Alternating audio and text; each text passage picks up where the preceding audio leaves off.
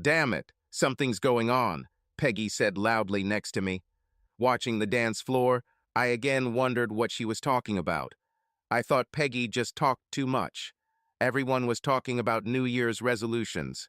Perhaps the best solution for me would be to stop listening to Peggy and stop communicating with her. I spent New Year's Eve mourning what I had lost. What aggravated my grief was that I myself was to blame for what was happening. My addiction ruined my life just as surely as if I had just given it up. Like a gambler who bets his entire life savings on one roll of a loaded dice in a casino. Just me and Peggy in New Year's grief. In fact, it was her idea to come to this boring party. Everyone around seemed to be laughing, dancing, and talking. They seemed to be having fun too. Peggy and I watched everything from a table at the edge of the room. I would like to say that our table was exclusive. Well, in a way it is. There was no one at our table except Peggy and me. Not that we planned it. It was just that no one was interested in dancing with us or having fun with us. They were more interested in pointing at us when they thought we weren't listening. I was sure that they were whispering about us. How dare we show up here? The party we were at was a huge New Year's celebration for our small town in Michigan. I guess there was a time when I would have really enjoyed this party. There was a time when I would have been among the revelers, wearing my funny hat and holding on to my husband as a lifeline.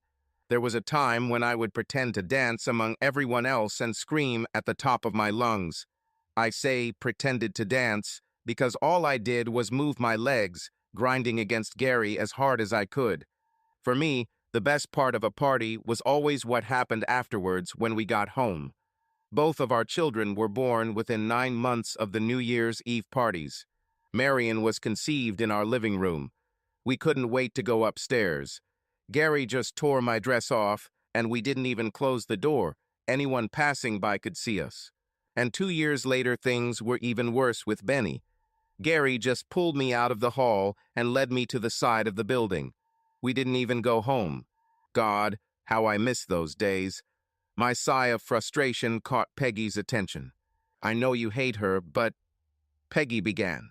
Peggy, if you say one more word about this bitch, I'll walk out the damn door and leave you here alone, I interrupted sharply, surprising her with the rage in my voice.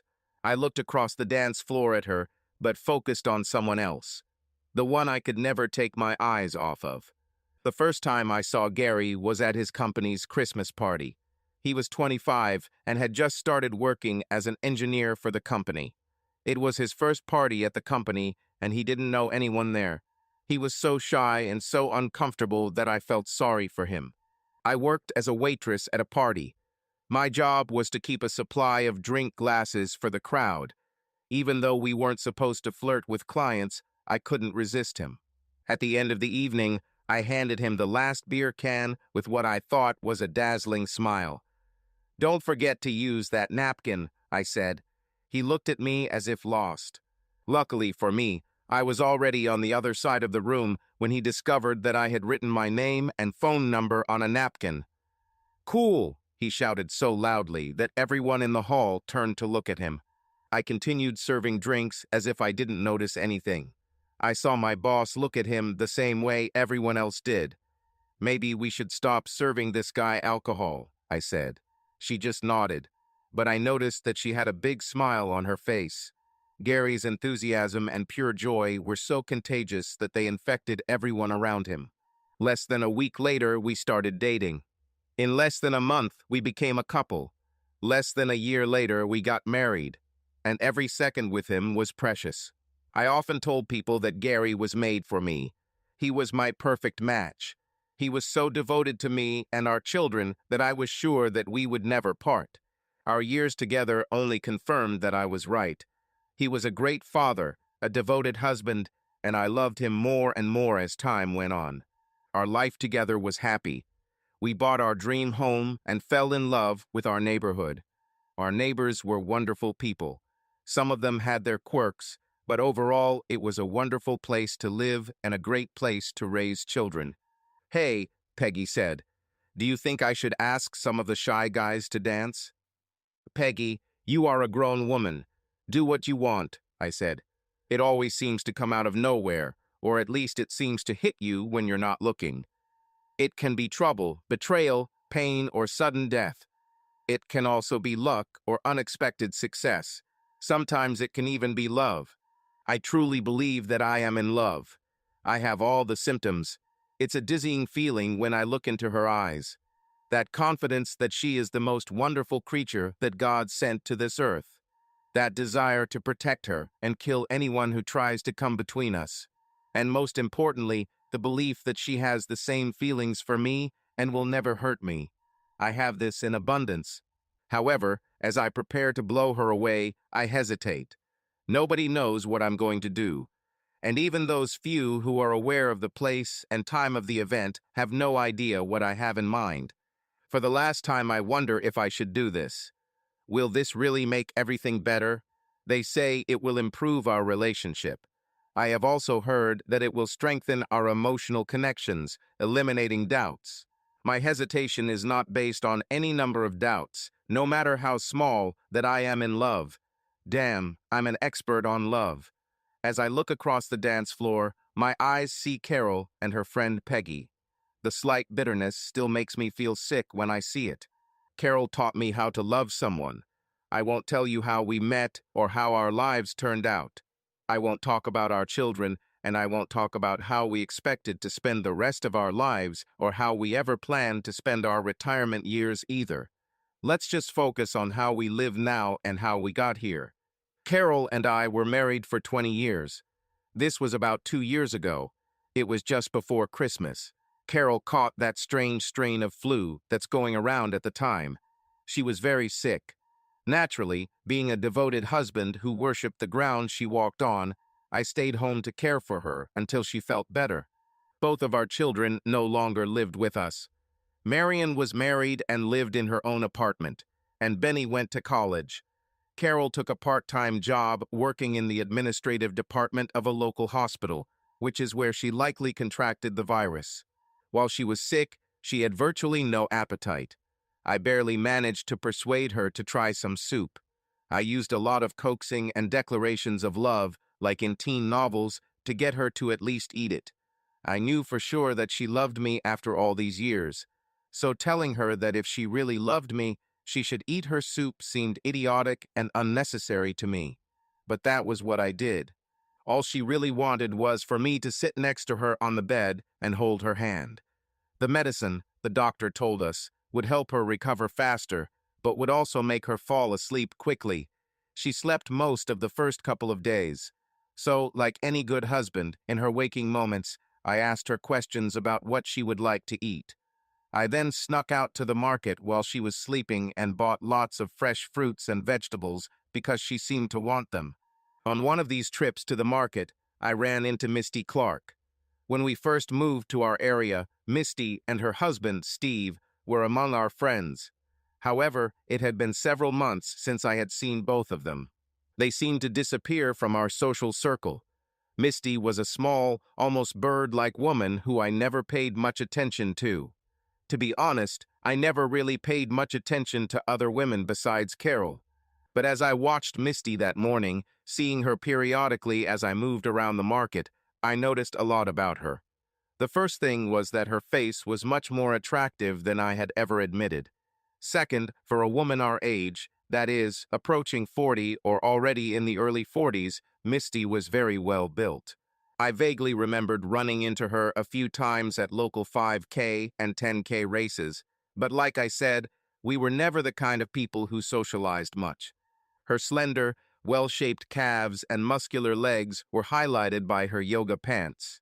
Her flat stomach and small but firm breasts could belong to a much younger woman. Carol, on the other hand, was larger.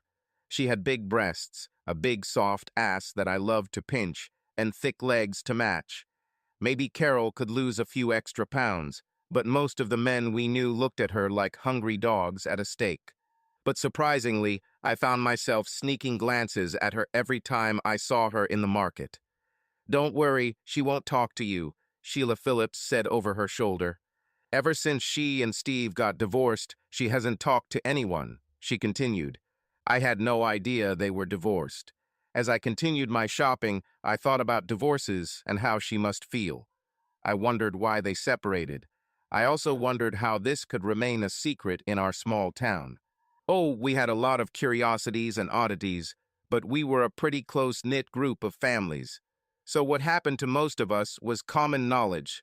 For example, we had a group of people who lived in open marriages. They didn't insist that everyone join them. It was quite random. They dropped hints, and if you shared their views, you could join their meetings. If you weren't ready for casual sex, you simply avoided the bedrooms and stayed on the ground floor or in the courtyard. As far as I knew, it was only for couples and only by mutual consent. That is, no single men were allowed. However, in this case, single women were also not allowed. In rare cases, a married person, with the permission of her spouse who came with a partner, could also participate. I think this rule helped when one spouse wanted to try something new and the other didn't. However, having permission from the spouse ensured that these actions were unlikely to cause problems. Carol and I were very heavily recruited.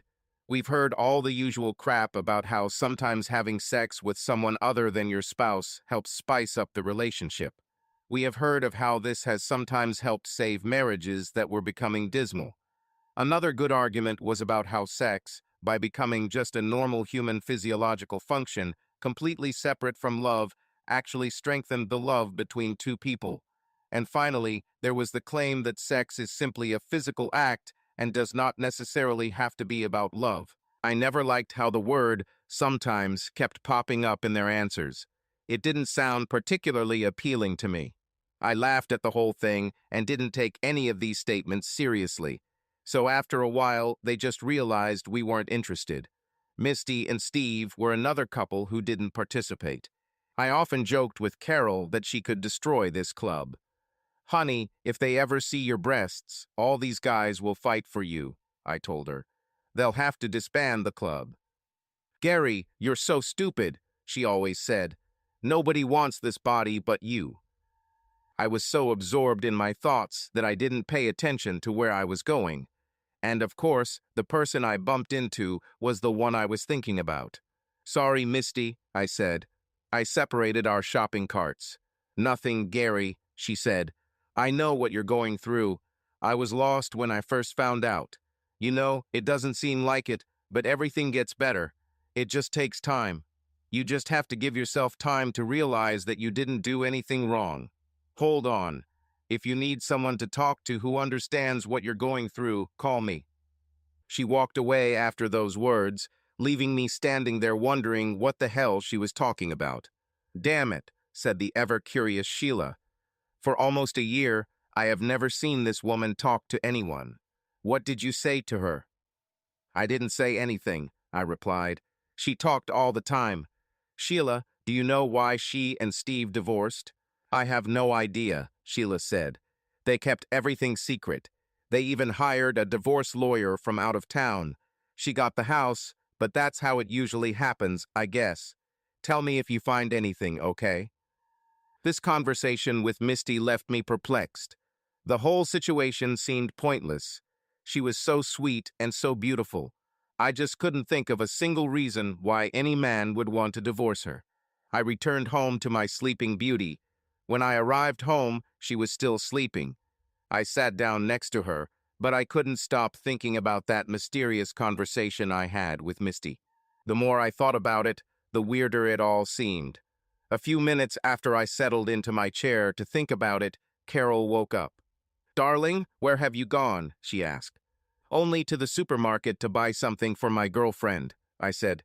"Your only girlfriend, I hope," she grinned. "You always have been, and you always will be," I said. This made her smile. I fed her some more soup, and she lay down, trying to go back to sleep. Her complexion improved, and she began to talk more. This also encouraged me. But for some reason, I felt like there was an unresolved question in my head. "Carol, while I was at the market, I ran into Misty Clark," I said. Her eyes immediately flew open, and she squeezed my hand tighter. Her body tensed. Suddenly, I became even more wary.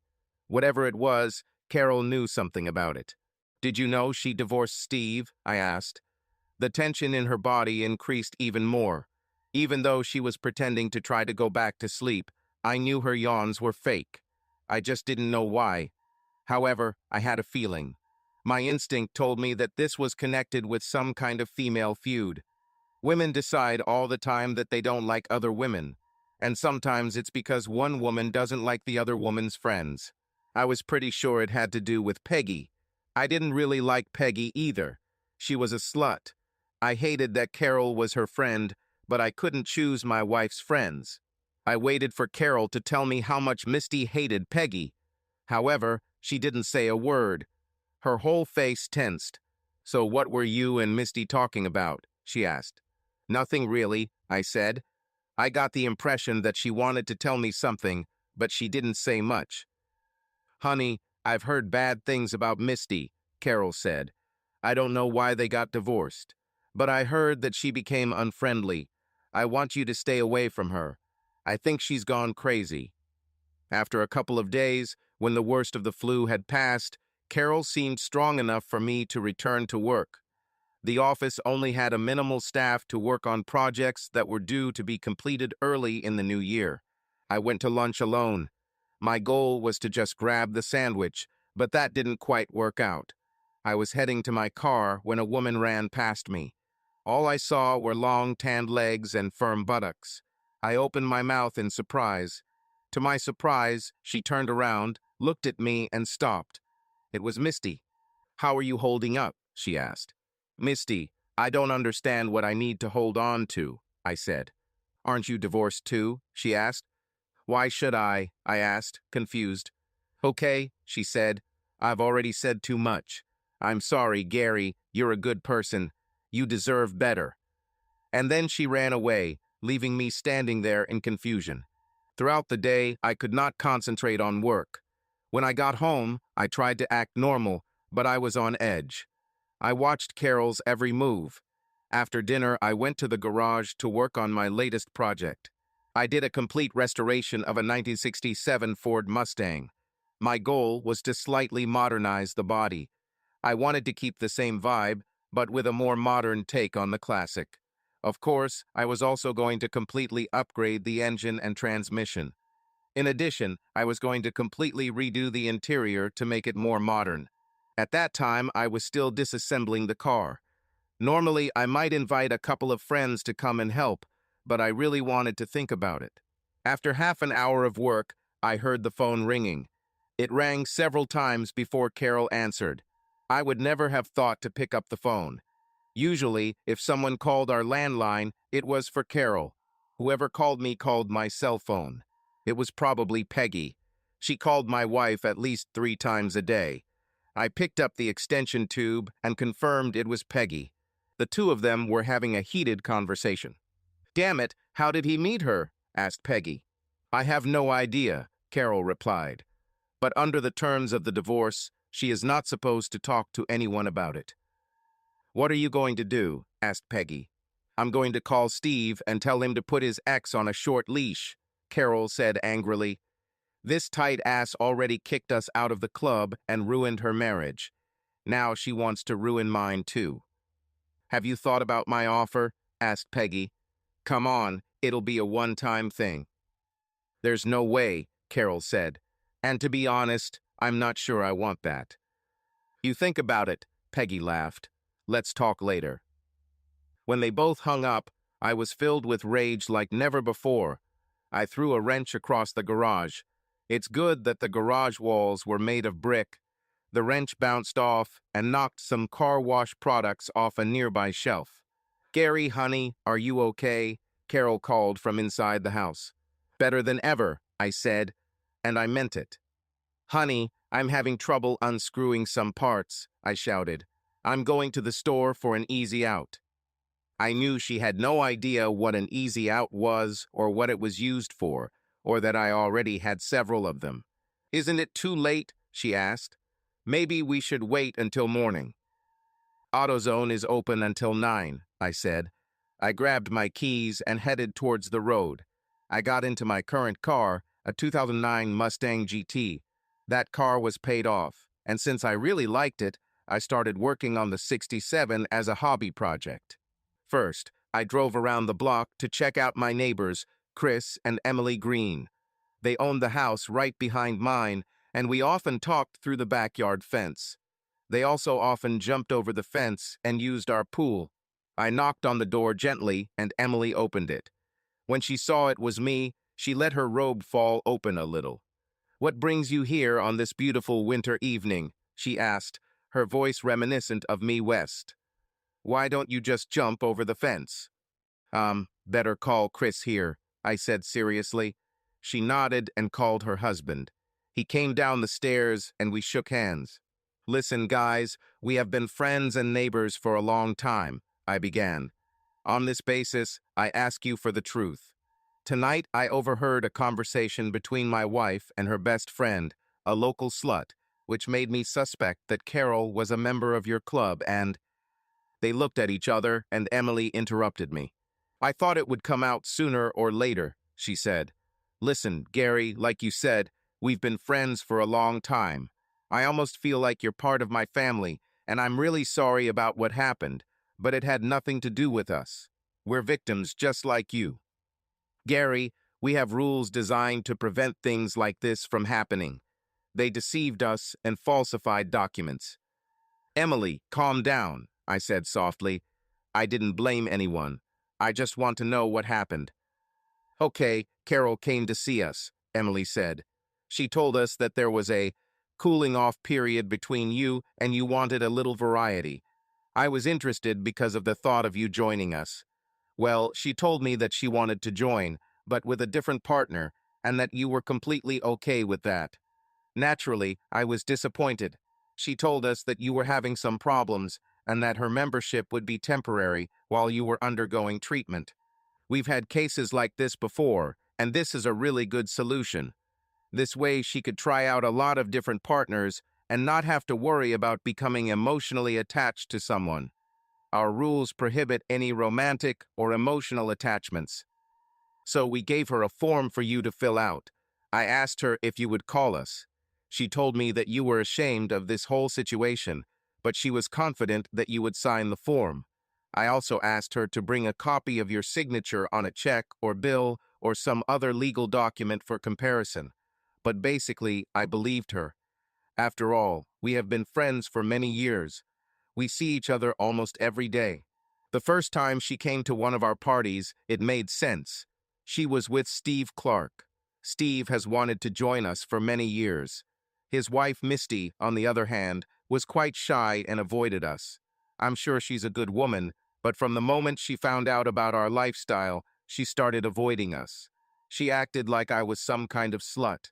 So the combination of Carol and Steve, both of whom had permission from their spouses, made sense. Anyway, to make a long story short, almost a year after they joined, I received a call from a lawyer. She threatened to make our activities public and name Chris and I, as well as everyone else involved, in the divorce case. It turned out that Misty not only didn't give her husband permission to participate, but she also sued him for serial infidelity. Your wife also had to be tried for the actions that led to the dissolution of the marriage. We expelled them both and banned them from participating. As far as I understand, nothing came of it. Steve and Misty settled before the case went to trial. She got a house, her car, and a huge alimony payment on top of half of their savings and checking accounts. She also receives half of Steve's pension. And guess what? Her alimony continues until Steve retires or she gets married. Steve also has to pay the mortgage on the house. This bitch got rich. We tried to keep the whole thing as quiet as possible so that no innocent family members were harmed or offended. I think you've noticed that while Chris and I are still friends with you, we barely talk to Carol and never without you. We've heard lately that Carol and her friend have been having a few parties with different single men. Rumor has it that it's mostly Peggy, but Carol is involved occasionally. Gary, I'm so sorry. I nodded. After I had collected myself a little, I looked at her. Thanks for your honesty," I said. My calm voice and unwavering gaze were just a mask. I was more furious than I had ever been in my life. I knew what my next step would be, and it wouldn't be pretty. I called a friend of mine, Joe Clark. Joe worked for the same company as me. I was a component design engineer and Joe was a CNC programmer. Joe was also Steve's brother. "Hey, Joe," I said into the phone. "I need to talk to your brother about some of Benny's grades for his senior year. Some of those classes were supposed to count toward college prep. Why the hell should I pay for him to take those same classes again?" "Gary, I don't need to hear this," he said.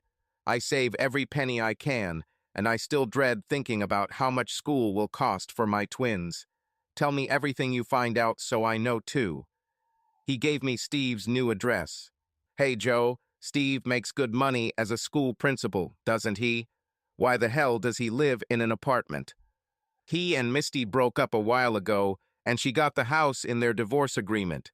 Steve has to pay the mortgage and pay her child support. That bitch really has him down. From what I heard, she just asked him for a divorce one morning. I think she set him up." 10 minutes later, I stood in front of a building that was clearly not the best in the city. The apartments were mainly intended for low-income people who were just starting out in life. They weren't slums. They were well-maintained, and most of the people who lived in them were college students or people who had recently moved to the city and had not yet settled down. I found out what apartment he lived in by looking at the mailboxes.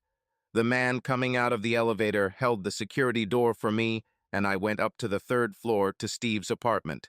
I took the stairs 2 steps at a time, but that didn't relieve the tension I was feeling because of my anger.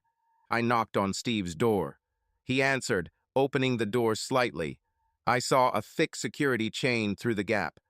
"Gary," he asked, "what do you need? My brother called me and said you needed information about Benny's classes." "They were college preparatory classes," he said. "They don't give college credit. They don't transfer." "Steve, I need you to open the damn door before I kick it down," I hissed. "Gary, I'll call the police," he said. "Here," I said. "Use my phone. I've already dialed 911. You just need to press the call button. But remember, when the police arrive, they'll want to know why I'm here. And when I tell them I wanted to talk to you about why you slept with my wife, I'm not sure they'd want someone like you running a high school and raising all these impressionable kids. It's a small town." Before I could finish, he opened the door.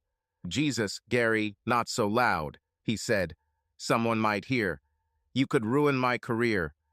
"You mean the way you ruined my marriage," I said as I entered his small apartment. "You mean the way you ruined my life and my children's lives, and even impacted the lives of my grandchildren." He just looked at the floor. "Listen, Gary, I'm really sorry," he said. "But you can't tango for two. In fact, you should be mad at Carol. And your marriage isn't broken. You're still together. You'll be fine. In time, you'll forget everything. Do you know what I'm going through? I'm paying for this. Believe me, I'm paying for what I did."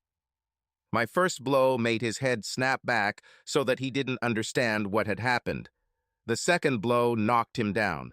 I made a cup of coffee and sat down in a chair to wait for him to wake up. When he came to his senses, I leaned over him. "Steve, don't tell anyone what happened here," I said. "No one. Got it?" He nodded his head weakly. "Carol will call you. You won't tell her that I know about you too. Right now, she doesn't even know that I know. She will call you to put pressure on Misty. I met Misty at the market today, but Misty told me Carol didn't say anything. When I told her I saw Misty, Carol panicked, and I overheard one of her phone conversations with Peggy. She was talking about us getting kicked out of the local club, so I talked to Emily. And Chris, they told me everything. If you care about your career at all, you should never tell anyone what happened between us. I'll run you out of this town so fast you won't even have time to blink. But as long as you keep your mouth shut, we're done with you, okay?" "Okay," he muttered. "Gary, I'm really sorry." "Steve, one more thing," I said. "I really need to know. Misty is about 5 years younger than Carol. She's prettier. She's slimmer. She's boring," he said. "I've known her since she was only 20 years old. I was her first. She must have read too many novels as a teenager. She wants candles, cards, and hugs, no experiments or other partners. If I even looked at the other woman, she burst into tears. Carol has those big breasts. Misty's breasts would fit in a teacup with room to spare. After sex with Misty, she needed to cuddle for hours, and then she wanted to fucking talk. She is an old woman in the body of a 30-year-old. It's a pity that I even married her. Like I said, boy, I'm paying for it. Then I went home. I went directly to the garage. Carol came out to see what was happening. She hovered around me, wearing only a robe. I had so many thoughts. I was sure Carol was paying Misty some kind of settlement. About 8 months before Benny graduated from high school and left for college, Carol took a part-time job. She told me she just needed something to do since the kids had both left home. I often joked about how little she actually earned. However, now that I had all the facts, I was pretty sure that Carol was giving most of her salary to Misty as compensation for the lawsuit. "Darling, when will you come to bed?" Carol asked. Normally, I would have rushed to her as soon as she said that. Usually, I could barely restrain myself from touching those big breasts Steve was talking about. "I'll be there soon," I said. She frowned as she walked back into the house. I stared after her, wondering how stupid I must have been to never notice what she was doing. The next day, I got up early and went to work. Carol was disappointed that I was going back to work. I didn't actually go to work. I left the house at the same time as if I were going to work. I went to a local electronics store and bought a few things. Then I went to visit Chris and Em again. I found out the name of the lawyer Misty used in her divorce. I called and made an appointment for the same day. I returned home at lunchtime. I told Carol that I missed her and just wanted to see her. While she was preparing lunch for me, I installed the call recorder I had bought earlier on my phone. I also installed a couple of small cameras around the house. When I left home, I went to the lawyer's office. We had an interesting meeting. Before I left, she told me that she would easily take my case and could offer a discount because most of the legal work had already been done. She also told me that the facts of Misty's divorce, including Carol's role in it, were already part of the court record, so I could easily prove infidelity without much effort. "So don't do anything stupid," she told me. "What makes you think I'd do something stupid?" I asked. "Two things," she said. "You work as an engineer, right?" "Yes," I said. "But that doesn't mean I—" "So why do your knuckles look all bruised like you're a bouncer?" she asked. "Okay, what's the second one?" I asked. "Your look," she said. "You look like you really loved your wife, and this whole thing has ruined you. It seems like you want to hurt someone for hurting you. In these situations, men need to prove that they are still manly. They do this by beating those who took what was theirs. In your case, you could end up in jail, and in fact, what they got was given voluntarily. I've only seen that look on someone's face once before, and it didn't end there. Fine." "When was it?" I asked. "Misty's," she said. "I know it's hard to believe, but she was once a really sweet woman. She was a little shy, but she was sweet. She grew up in the country on a farm.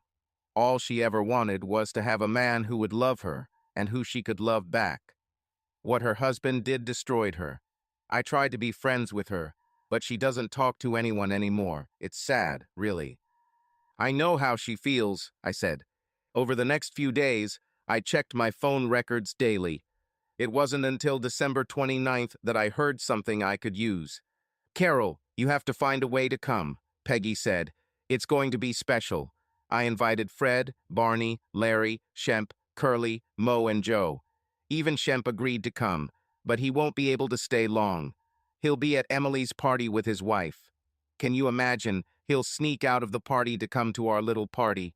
Fred is supposed to bring some guys from work. It would be much better if you were there. "Peggy, unlike you, I have a husband at home. I have no idea what we're going to do for New Year's," Carol said. "He asked me yesterday if I wanted to go to Chris and Emily's party. It would have been a disaster. Half the people at their club still hate me.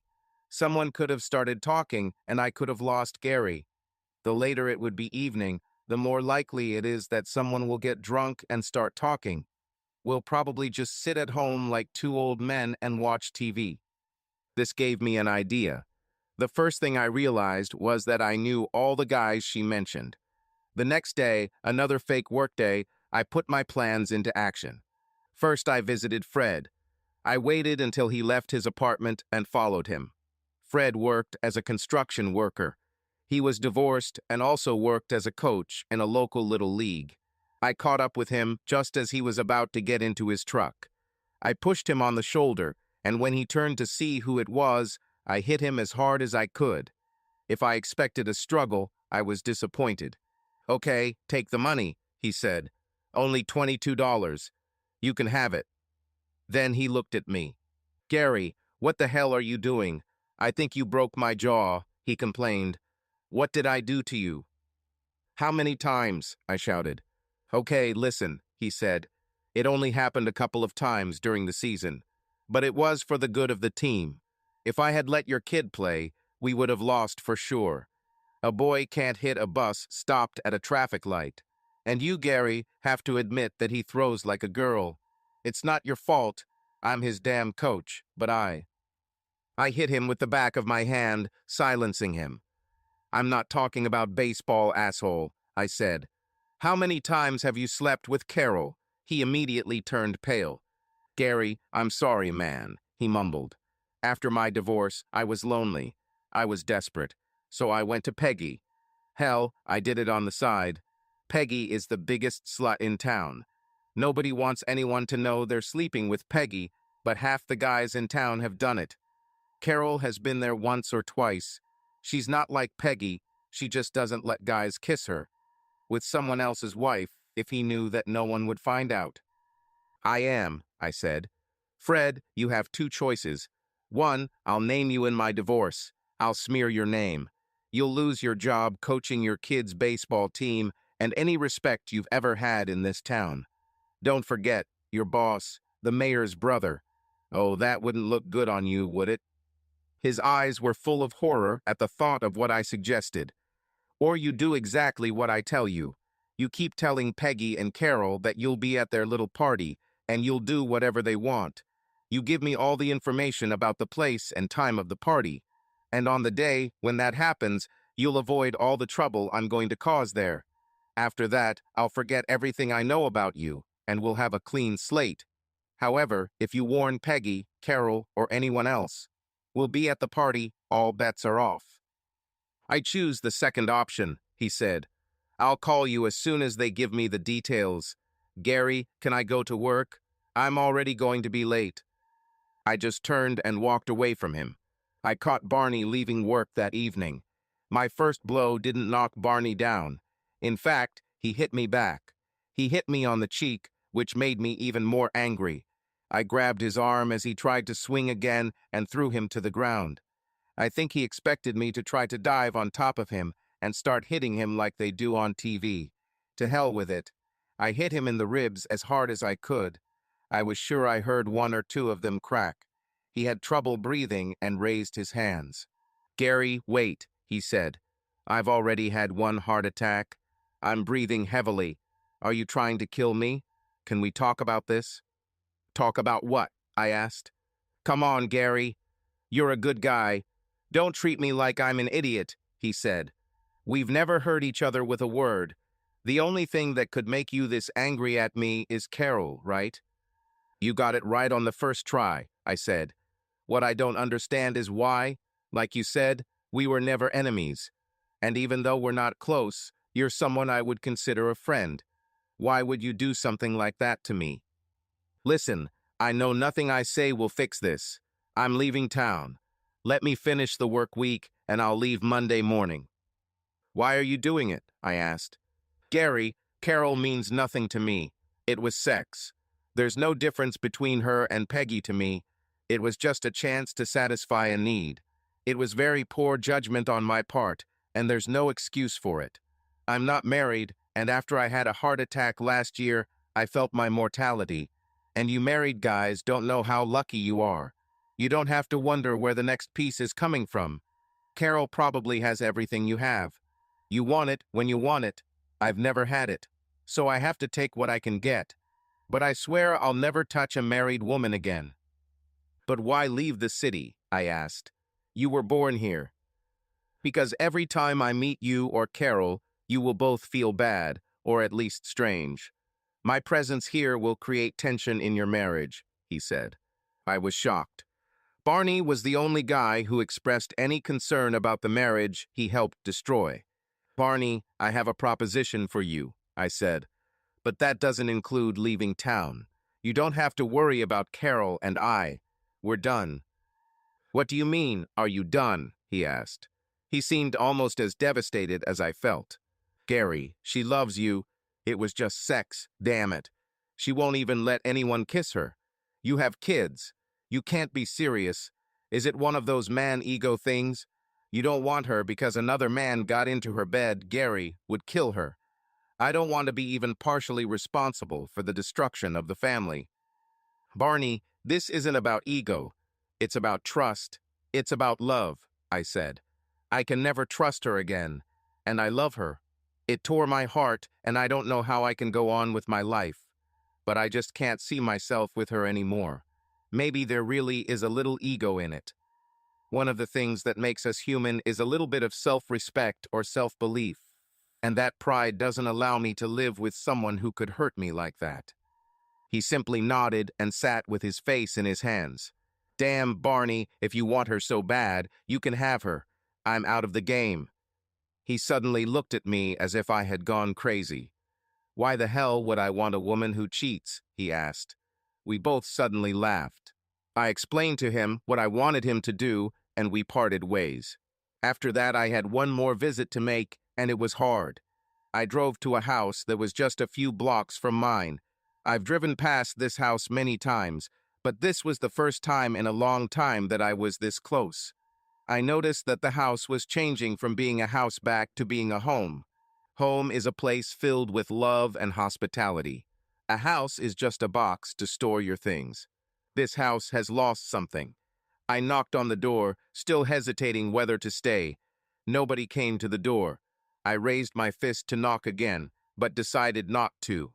I was about to leave when the door opened, and she was standing there. There was that awkward silence where neither of us said anything. Then she just opened the door and let me in. After a few stuttered words, the dam broke, and we both poured out our pain in a conversation that only those who had been betrayed by those to whom they had given all their love could understand. We talked about emptiness. She assured me that she never leaves, at least not for her.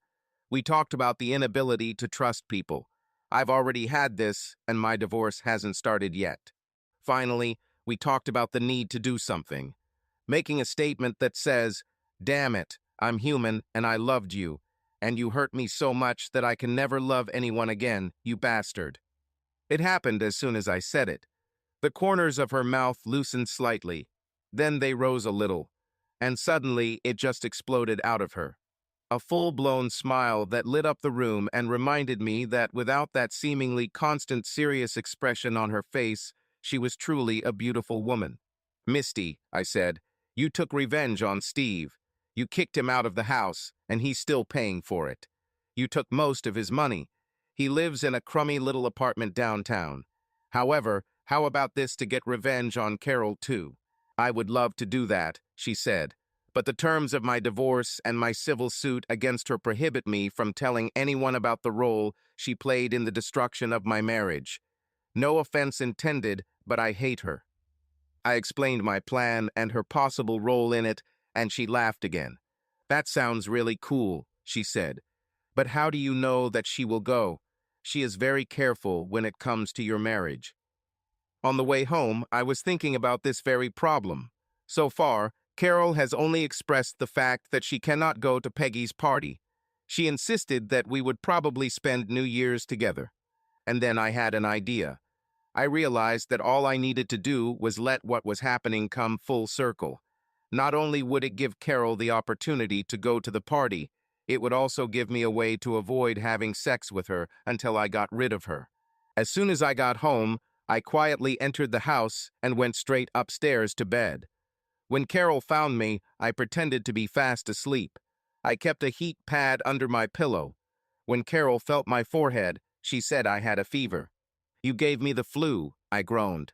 The next day was December 30th. I made a big show of calling work to let them know I wasn't coming. I had my iPhone in bed with me. I could access call recording through the app on it. So every time Carol got a phone call, I could listen to it.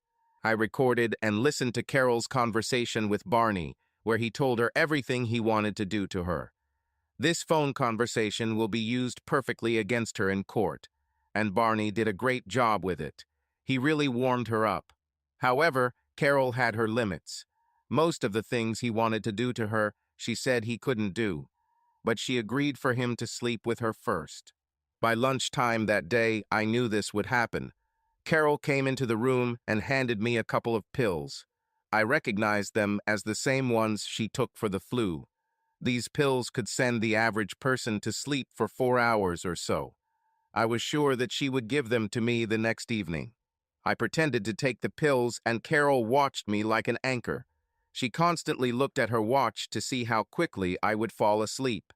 Once she thought I was asleep, she called Peggy again and told her she would be at the party, but that this would be the last time she would ever cheat on me. Peggy was happy, but she doubted Carol would ever stop doing this. New Year's, and my poor husband was sick as a dog. I felt terribly guilty for what I had planned. One of the things that made my guilt so terrible was the realization that as a life partner, I was terrible. Just a few days ago, I was sick. Gary was with me the whole time. He even took a day off from work. The only time he left me alone was when he went to the market to buy things to make me feel better. His good intentions almost caused my house of cards to collapse around me. If Misty had actually said something to Gary, I might have lost him. I needed to reconsider my life. I've already made my decision. I told Peggy that no matter what happens, this New Year's party will be the last time I ever cheat on Gary. Watching my poor husband lying in our bed made me wonder again why I even started doing this. I told myself that a little variety helped ignite our relationship. After every time I did this, and there weren't many of them, I became insatiable with him. Perhaps it was my mental state, but he seemed to enjoy it. For my part, I believe it was due to guilt. I felt so bad about doing something with someone other than my husband that I just physically had to give him as much sex as he needed. I think it was a mathematical dilution. In other words, the more sex I had with Gary, the less serious my crime seemed. If out of 100 times 60 were with other men, I would not deserve my husband. I would be a real slut. If it was 5,050, I would still be pretty bad, but not quite as terrible. How low did this ratio have to be before I could consider myself a good wife again? I could never be perfect. Mathematically, the expression, once you cheat, always cheat, makes sense. This means that even after one time, I can no longer be a 100% perfect wife. Even if the ratio was 200 times with Gary to 1 time with someone else, I could never reach 100%. Looking at Gary made me want to cry. I was sure that Gary had never cheated on me. Ever since we first met, all he did was take care of me and treat me like a damn princess. This man worshipped me. Not that I deserved it, but he really loved me. Over the years, while I gained weight, his love remained the same, if not stronger. One day, I asked him about this. About 2 years ago, we had breakfast together. The night before we watched that terrible Victoria's Secret fashion show. Well, we watched about half of it. Gary started rubbing himself against my leg during the show. He was not himself. This was the maximum my husband could dare to do. Initially, I was not in the mood at all. Gary didn't care. I felt bloated and fat looking at all these unnaturally thin girls. That's what they were. They could not be called women. Most of them either did not have breasts or they were artificial, alien breasts on a stick. However, watching them jump around the stage in their underwear and those funny damn wings made me feel like an elephant. What are these damn wings for anyway? I just didn't understand. But apparently Gary understood. He touched me everywhere. He touched and kissed me, and I knew he was representing one of those models for me. Probably a blonde with behavior problems who always stuck her tongue out at the camera. And okay, I liked it. But the next morning I needed to know. So, Gary, did you really have that good last night? I asked. Which of these girls were you imagining instead of me? I was almost in tears. He looked at me and started laughing. You're kidding, right? He asked. What's so damn funny? I squeaked. I know I'm getting older and fatter. You can't bounce off my ass like a cord anymore, and my breasts are starting to sag. My legs are thicker and... Carol, shut up, or I'll burst laughing, he said. Last night, when we were watching TV, the only thought in my head was how lucky I am. Your breasts are much bigger than those women's, and most men will always choose bigger breasts if given the choice. Your breasts are even bigger than when we got married. It's like an investment. You're happier if it grows and becomes more valuable every year. And you know I love your ass. I can barely keep my hands off it. It's big and soft, and I love kneading it. Honey, I hate to tell you this, but you could never bounce off your ass like from a quart. You can't do that to anyone's ass. It was proven on one of the human shows on Spike TV. So what got you so excited last night? I asked, wiping my tears. It was when I saw those bony girls on TV that I realized there was a real curvy woman next to me, he said, and she's mine, and I can do whatever I want with her. It just drove me crazy. I'm sorry. I snatched the bacon from his hands. You should be apologizing, I said sharply. What you did was just wrong. I thought you liked it after we started, he said sadly. I liked it, I replied sharply. Then why should I apologize, he asked. Because you stopped, I said. I grabbed his hand and pulled him back to our bedroom. Even as the memory grew fainter, I wondered why I did what I did. There was really no reason for this. My life with Gary was as perfect as it could be. I was a fool for risking it, and I knew it. However, even when the rational part of me was spitting out facts and figures, math and logic, I knew I would do it anyway. I was also aware that I might give it up for a while, but eventually I would probably do it again. Cheating is an addictive behavior. It wasn't real sex. Let's face it, I love this man more than I can express. He knocked me out twice. I think the thing about cheating isn't really the sex. The point is that I'm doing something I shouldn't be doing. That's what makes it exciting. In our society where everything is possible and very little is actually taboo, I'm doing something wrong.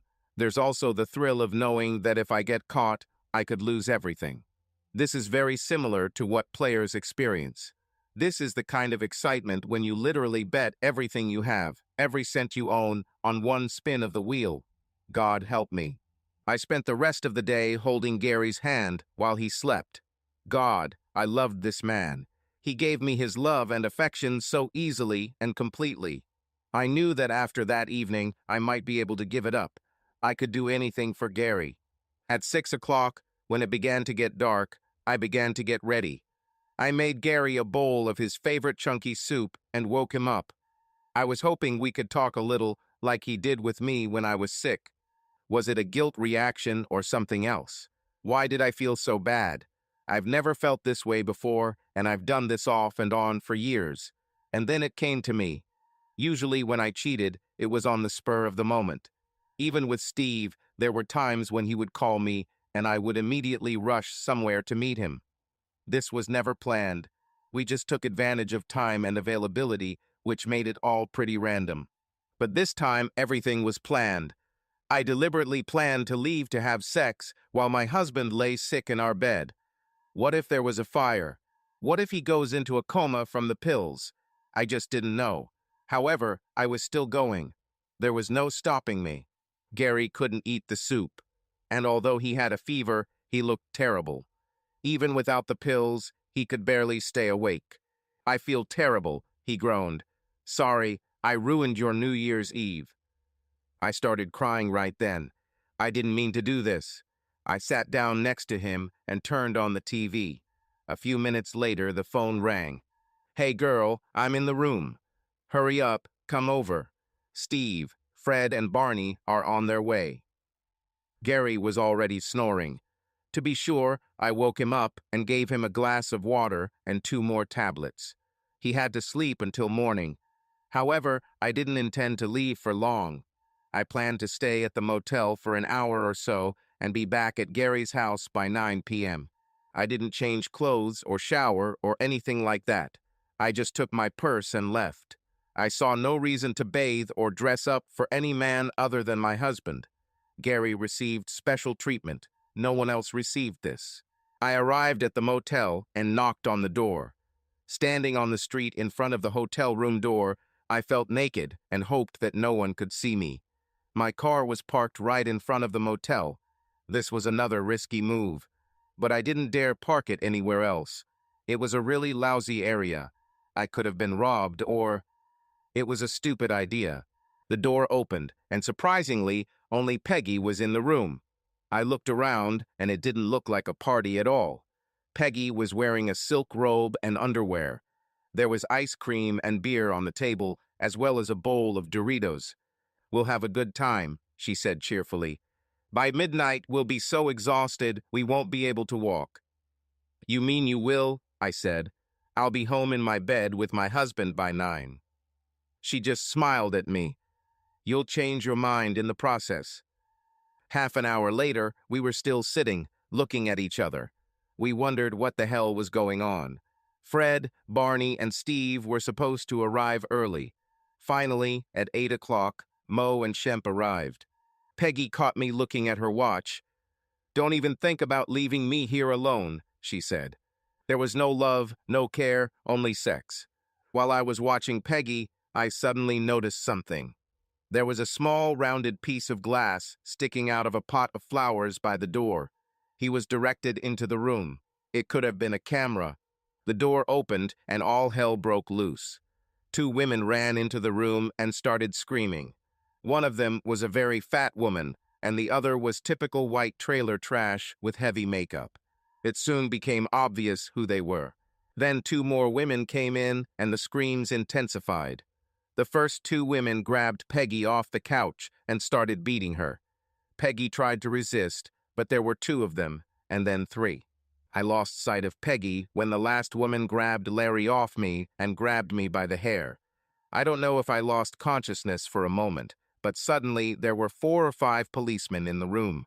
They separated us and took us all to the police station. Judging by the timing of the women's and police's arrival, everything seemed planned. Someone set us up. After receiving medical attention, I was taken to a local hospital for X-rays and subsequent treatment. I was sent back to the police station where I gave a statement about that evening. After giving my testimony, I was placed in a cell. Unsurprisingly, my cellmate turned out to be Peggy. "Well, it's boiling," she said. "I'm just starting to feel good." Her face was covered in bruises. I just looked at her. "Did you tell them the truth?" she asked. "I just told them that we were having a little party on New Year's, and these crazy women burst in and started beating us," I said. "Well, that's close enough to the truth," she said. "We didn't start the fight, and we didn't even have a chance to defend ourselves, so we can't be charged with assault. With luck, we'll be out of here in an hour or so. If not, I'll call Steve and ask him to buy us out. Your husband should still sleep, and I don't have it, so we should be safe." "It's like you've done this before," I said. "It happened once or twice," she said. "Women are so possessive. They get very upset if you seduce their husbands. They act like they own them because he put a ring on them." "So how do I explain my face to Gary?" I asked. "I have an idea," she said. "Just tell him I came and tried to get you to go to the party with me. You refused, and we had a fight, and I beat you up. I won't come visit you for a while, and he'll think we're being tolerant of each other. We can't have a friend." However, this didn't work as expected. The prosecutor was very creative. He accused us of using a public or private building for lewd behavior in a place or area that was not zoned for it. This carried a heavy fine or 3 years in prison. We were scheduled to appear before a judge on Monday morning. Our bail was set at $10,000 each. Steve needed to find $20,000 to get us out. Peggy called Steve, but he didn't answer. When she returned to her cell, she was in tears. "It was Steve," I said. "He set us up. Did you know there was at least 1 camera in the room? I didn't notice it until those women burst into the room. You know, those women are married to Mo and his friends. They must have been trying to catch one of them or all of them for treason. How did you know Steve was involved? She asked. Camera, I said. Think about it. Steve was the only one who came into the room before I arrived. He set up the camera, and then he never showed up. Fred and Barney didn't come either, she said. He probably warned them, I said. But why would Steve do this to us? She asked. Probably because of the money, I said. After his divorce, all of Steve's money goes to his ex-wife. These women probably paid him to set us up. At this time, an unpleasant man entered the room. Good evening, ladies. I'm your court-appointed lawyer, Herman Weaver. I'm here to offer you a deal. In exchange for not pursuing assault charges against the wives of the men you, got involved with sexual intercourse, they agree not to sue you or mention you in their divorce cases. What about the charges against us? I asked. They're not the ones blaming you, he said. The prosecutor does this. Sorry, but this is an election year, and he needs to show that he is fighting crime. I am trying to negotiate with him about you. However, he will need something in return. Peggy smiled. Okay, let him come in, she said. I'll take care of it right here, and we can leave. The man looked like he was going to turn green. He looked at Peggy as if she were some kind of disgusting insect. These women have never been convicted of a crime before. They are respected women in the community who have simply taken the law into their own hands. They were extremely emotional and motivated by the preservation of their marriages and families, he said. Regardless of your decision, they probably won't see jail time. Judges are sympathetic to cases like this. They will most likely receive community service. Your help in this may make the judge more favorable to you. But I'm also married and have never committed a crime, I said. In fact, I need to go home. My husband is very sick and home alone. However, you were in a hotel room having sex with several men, he asked. I felt terrible. I'll be back in a few minutes. You need to think about what you want to do, he said. I moved to the other end of the room from Peggy. I was willing to do whatever it took to get out of jail before Gary woke up. This incident was a wake-up call for me. I'm done with cheating. A few minutes later, Mr. Weaver returned. He brought 2 women with him. One of them was the woman who beat me. Her tears flowed. Her makeup was smeared. She slouched and could not look me in the eyes. I expected her to apologize, but she didn't. I looked at her hands and her nails were freshly chipped and cracked. Her knuckles were badly beaten. This woman was clearly not a fighter. She was also physically smaller than me and looked very graceful. Don't you feel guilty about the way you beat me? I asked. I've never been in a fight in my life, she said. Her voice was quiet and squeaky. How long have you been having sex with Larry? She asked. Don't you understand that we have children? You're destroying the family. She started crying again. She clearly loved him. I took care of him for over 10 years. I gave birth to his children. I wash his clothes and cook his food and take care of him when he is sick. But he sneaks up on you. She rushed at me and Weaver had to intervene between us. I felt sorry for what I did to her. I'm sorry I had sex with your husband, I said. She looked at me. It doesn't matter, she said. She looked like a balloon from which all the air had been released. I loved him with everything I have, but I'm clearly not enough. You can take him. I made my choice. If you drop the charges against me so I can go home to my kids, Larry is yours. I don't want Larry, I said. Tonight was the first time I saw him. I have a husband and children. I just wanted to spice up my marriage. If you answer a couple of my questions, I'll drop the charges. What do you want to know? She asked. Oh, wait, sign the paper first. Weaver handed me a document, which I scanned and then signed, but held on to.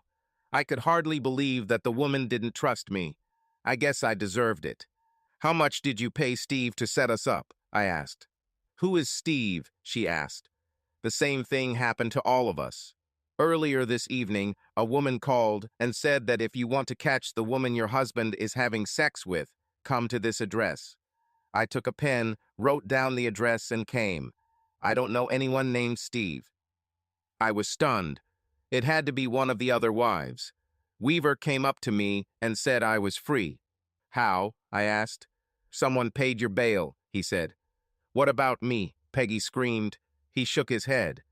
Get me out, Carol. I'll get you back, she screamed as I walked out the door. I spoke to the policeman at the counter. Who paid my bail? I asked. I thought it had to be Steve. Maybe he didn't want to deal with Peggy, but he and I had history. When the woman gave me my wallet back, I told her to release Peggy using my credit card. There's a problem with your card, she said. She says to contact your financial institution.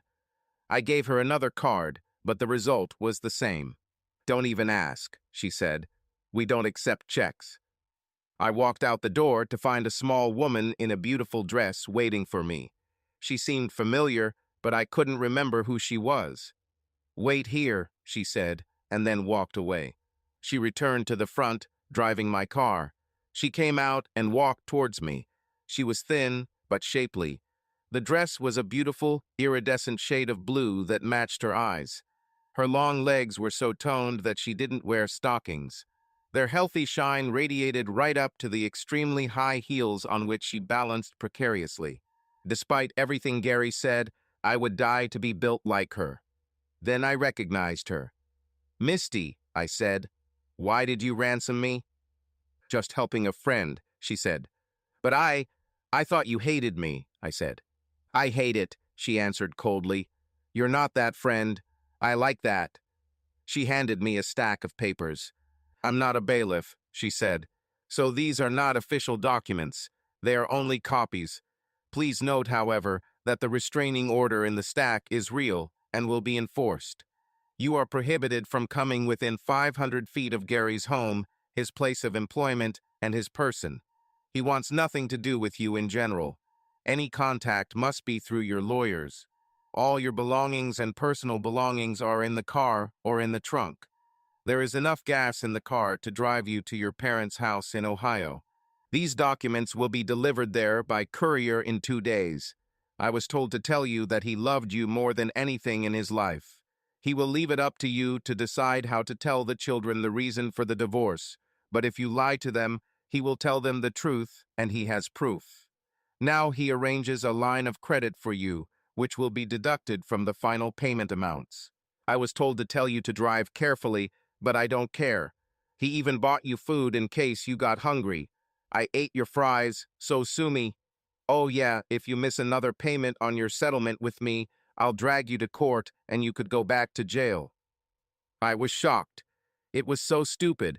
I should have expected this. I always knew what would happen if I got caught, but the pain I felt was off the charts. And everything she talked about. My parents will find out. My children will know. I never thought about all this, and she said he had proof. Then it dawned on me that it was a video camera. It wasn't Steve who set us up. It was Gary. So you got your revenge, huh? I told her mockingly. I used your stupid husband, so you used mine. I never tried to ruin your marriage. I didn't want that. You ruined your marriage. So Steve needed a little variety. He told me you were terrible in bed. If it weren't me, it would have been someone else. You're lucky it was me. I didn't want Steve. You ruined my marriage for nothing. I just collapsed there on the steps of the police station. Her voice sounded as cold as ice. I never slept with Gary, Carol. I was in love only once, and you ruined it. Gary and I are not, and have not had any relationship. The information about my divorce and your role in it did not come from me. As far as I understand, Gary told you about our chance meeting at the market. Like any good husband, he immediately went home and told his wife. You then got excited about our chance meeting and told everything to your friend. Gary accidentally overheard your conversation, then he went and beat up Steve, who probably told him everything. He ran all over town catching your lovers while he was setting this up. Gary understands my pain. He knows what it's like to lose someone you love because of his own selfishness. So, knowing that, he offered me the opportunity to get this little revenge, and I took it. She walked away, and a car I knew all too well pulled up to pick her up. My heart broke as I watched Gary's car carry the woman who had just destroyed me into the night. "Gary, why did you want me to wear this dress to deliver the divorce papers?" Misty asked. "Because you look stunningly beautiful in it," I said. "I hope that giving you a little of what you got will make you feel better. I know the pain probably won't go away completely, but I hope it will make you happier." "It really is," she said. "More than you think. What do you mean I'm beautiful? I don't have breasts." "Misty, a woman is more than just two piles of flesh on her chest. And this dress is perfect for the party we're going to," I said. We pulled up to my house and walked around the block to Chris and Emily's house. "Gary, I can't go in there," she said. "Misty, we'll just come in for a while," I told her. "When you want to leave, we will leave." Emily met us at the door. She was glad to see us. Misty was shy at first, but I held her hand, and she gradually relaxed. An hour before midnight, Emily came and picked her up. They went to the kitchen and talked for a long time. I saw them from the living room where I was sitting waiting my turn on the Xbox and talking to some of my friends. No one in the city yet knew what happened to Carol. There were couples and groups leaving the living room to retire to one of the rooms on the second floor, but no one cared. In most cases, these people did not leave with those they came to the party with. However, it didn't matter. The biggest surprise was that a little later, after Misty and Emily had left, a woman I barely knew approached me. "Gary, you're not here with Carol tonight," she said. "Does that mean you're free?" "Everyone will probably find out soon," I said. "Carol and I are getting divorced." "Then you probably shouldn't be alone," she said. "And he's not alone, Helen," Misty said. She came out from behind me and took my hand possessively. "And he's not available, but thank you for being woman enough to just come up and ask instead of sneaking around like some slut." It was the longest anyone had heard from Misty since her divorce from Steve. Across the room, I saw Emily giving her the thumbs-up sign. We were inseparable for the rest of the party. Everyone asked us about us. We constantly told them that we were just friends, helping each other get through bad relationships. Men approached Misty asking her to dance, and she politely declined. I did the same, but we danced together. Our dances were very modest. There was a lot of space between us. At midnight, as we watched the big ball fall on the big TV screen, everyone there kissed the person next to them, regardless of whether they came together. Helen stood next to me until Misty stood decisively between us. "Don't even think about it," she said. When the countdown began, I felt uneasy. "We don't have to," I began. "I haven't been kissed in over a year," she said. "Misty, I don't want to spoil anything," I began. "Shut up, Gary," she said. She grabbed my head and gently pulled me towards her. Our lips met, and it seemed that time had stopped. I even felt dizzy when we stopped kissing. I couldn't believe that less than an hour after sending my cheating soon-to-be ex-wife out of town, I was kissing another woman. News of my divorce, as well as that of Larry, Mo, Curly, and Shemp, spread through the city like wildfire. Both Carol and Peggy received 6 months in prison and a year of probation. The prosecutor wanted to send a message that any crime would be convicted in our city. It did not help. He lost the election for re-election. Because of her criminal record, my evidence, and her involvement in Misty's divorce, the judge gave me our house, 50% of our current assets, and a minimum of 2 years of child support. I put all her money into an account for Carol and gave it to her through her parents when she got out of prison. For some reason, Misty and I remained close. We were supposedly just helping each other through the pain of divorce. We spent a lot of time together. It's been a very busy weekend for us. She would come over to help me clean my big house, and then we would go to her house to do some gardening. After that, we went to dinner or took a walk. In winter, we stayed at home and watched movies. We never had any problems, and Misty was, without a doubt, the sweetest woman I have ever known. Even my children accepted it. "God, some guy will be happy to be with her someday," I told my daughter. I think Misty heard it because her smile lit up my backyard. Guys always asked me about her, and I told them we were just friends. I was so tired of guys hitting on her and interfering with our communication that I finally told her that she was over her divorce and maybe should consider dating one of those guys who constantly harassed her. "So, do I have your permission to date?" she asked. I just nodded.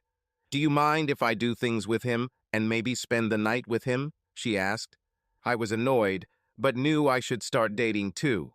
It's been a year since my divorce and almost 3 years since hers. "Misty, you're 35 years old," I exploded. "You don't need my permission." "Gary, you saved me," she said seriously. "If it weren't for you, I would still be alone and never leave the house. I would have no friends, and everyone in town would still call me that strange woman. I owe you so much that I don't want to offend you. But like you said, it's time. I haven't had sex in years, and—" "Damn, Misty, you don't have to just rush out there and start." I started. She laughed. "So, Daddy, I can date, but I can't have sex, huh?" She laughed. "Well, I talked to Emily and she—" "Do what you want," I said. She grabbed my hand as I tried to leave. "Gary, I'm not like that," she said seriously. "I won't just go to bed with someone. I need to meet them and get to know them first. I need to make sure we have the same views on romance and love. I'm not interested in casual sex or recreational sex. I'm not Carol." "I'm sorry, Misty," I said. "You have the right to be happy." I guess I was a little jealous. She grinned. "Were you jealous?" She laughed. "We can't even go to a party without getting 4 or 5 proposals from women. Do you want to meet him?" "Meet who?" I asked. "The guy I'm dating," she said. "Actually, no," I said. "Why?" she asked. "Don't tell me we won't be friends anymore just because I want to start dating." "Misty, this guy doesn't want me around. I guarantee you," I told her. "He'll just have to deal with it," she said firmly. She grabbed my hand and led me to her couch. She took out her iPad and opened her photos. There was a large folder called My Best Dates. I looked at the photos, and most of them were pictures of places around the city, many of her alone. "Where is your boyfriend?" I asked. "He took these photographs," she said. "There's a really hot photo of us together at the end." "Hey, we were there," I said. "Yes, I liked it so much that I asked him to take me there too," she said. "Hey, I know this photo," I said. "I made it. I didn't feel comfortable, so I deleted it." "You made it on my iPhone, not yours," she said. "My phone sends every photo I take to the cloud and to my iPad and computer. Why did you feel guilty?" "Because it shows your butt and legs in those little shorts," I said. "I didn't want anyone to see." "It's weird," she said. "He likes my butt too. I always wear these shorts for him. Steve didn't like my butt." "Steve was an idiot," I said. I put down the iPad. "Come on, Gary. I like looking at photographs," she said. "I can't," I said. "I don't want to look at pictures of you and some fucking asshole. He hasn't even known you that long, and he's already making you show off your butt for him. I never asked you to wear those shorts. And, Gary, obviously we can't be friends anymore," she said. "Apparently, there are some unresolved issues between us. Emily thought that might be the case." "You're probably right," I said. "I'll find my way out." She seemed glad to see me go. My heart was in my throat. "Gary, God, you're stupid," she said. She jumped between me and the door. "Gary, look at this damn photo," she screamed. This was the first time we had a serious fight.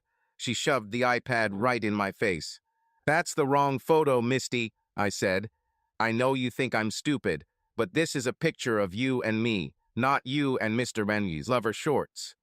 "That's the right photo, Gary. Why do you give yourself such a stupid nickname?" she said. I said. "Is it me? Am I this guy?" She simply nodded. "So you like my ass, huh?" I simply nodded. "Gary, did you mean what you said?" "What part? I said a lot of stupid things," I told her. "Well, you didn't actually say the words, but you hinted that you, loved me," she said. "I am to some extent, really," I said. And then suddenly her iPad fell to the floor, and she found herself in my arms. "Damn it, I was waiting for a kiss like it was New Year's at Emily's house," she said. That was over a year ago. "I wanted to take things slowly because we've both been through a lot of terrible things," I said. "God, Gary, the glaciers are moving faster than you," she said. "That's why I had to do this whole dating thing. Emily said if I didn't push you, we'd never leave the friend zone. It was your daughter who gave me the idea of how to do it." She kissed me again. "That bitch Emily was so good at throwing parties that she was now throwing holiday parties for the whole damn town." It was really strange that a woman who threw debauched parties at her home was respected in a city where Peggy and I were outcasts. Over the past year and a half, I have tried my best to fix my marriage. Hell, I started doing this back in prison. I wrote a couple of letters to Gary and gave them to the kids to pass on. As soon as I left, I went to him. I wanted to talk to him and try to explain. I wanted to at least apologize. I approached my house on Saturday morning, just a few hours after release. I knocked on my own door, and to my surprise, the little bitch opened it. "Carol," she said. "Misty," I answered. "Escaped from prison?" she asked. "They released me," I said. "Restraining order," she said. "Expired," I said. "Oh," she said. "And you?" I asked. "Helping with cleaning," she said. "Why?" I asked. "He's a terrible cleaner," she replied. "This place really needs a woman." "Why do you?" I insisted. "We're friends," she said. "We help each other get through divorces." "Bullshit," I said. "You want him." "I kind of got it," she chuckled. Before I could think of a response, she closed the door in my face. I expected to come in and start a conversation. I expected him to call me a couple of chosen words, and then I would become very contrite and apologize over and over again. Then we would start a real conversation. The conversation would lead to sex, and my marriage would go back to normal. I left home confused, tired, and irritated, but I was determined to return him. Over the past year and a half, I've tried more plans than coyote chasing beep beep. None of them worked. The closest I came to this was during my hospital stay. I was poisoned. I must have eaten something I'm allergic to.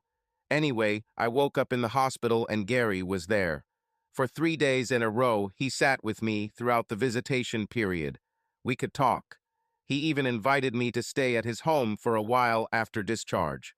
All this made me think that we still have a chance. This never happened. Small Blonde came. She actually told me that she hoped I would get better and brought me a card, flowers, and magazines. While Gary went off to ask for something for my flowers, we talked. "It won't work," she said. "What?" I asked. "I told him I don't mind if you stay with him for a while," she said. "He moved on. He forgot about you. So he even forgot that you were allergic to seafood." "How could you know?" I started.